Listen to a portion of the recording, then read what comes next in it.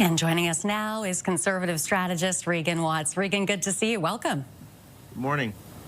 So the criticism will be that this was just another photo op for Mark Carney. What tangibles do you see coming out of this summit for Canada? Well, it's good to be with you, Renee, and happy Saturday. A couple of things I think is important for context for your viewers. First is these summits and summitry in and of itself, it rarely delivers an outcome, a hard deliverable for any country, much less Canada.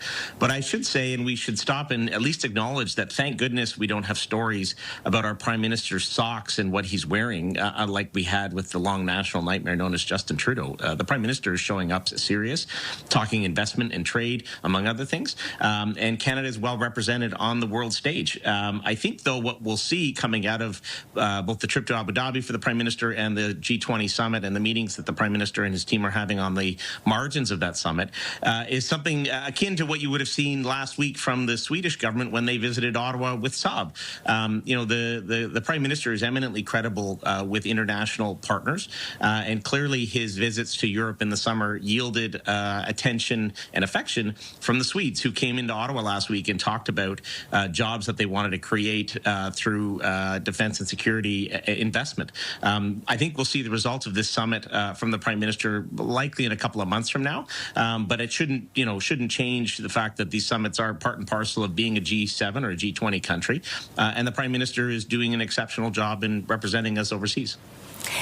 Now, we heard from Foreign Affairs Minister Anita Anand at the summit just within the last couple of hours. She was speaking with reporters, and she was asked about the proposed peace plan for Ukraine by the United States. Canada is joining other European allies in rejecting the plan, saying that Ukraine needs to be in control. Do you support this position the government is taking? Well, I think the government is at least consistent in its position. The fact remains, though, that no resolution in Ukraine will be had without U.S.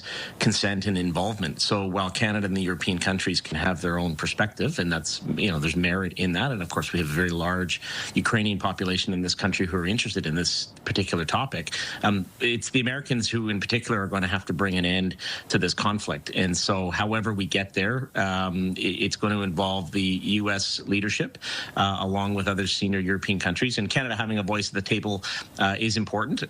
But it's, I'm less interested in the back and forth right now because we need the United States government and President Trump to step up and lead on this particular file.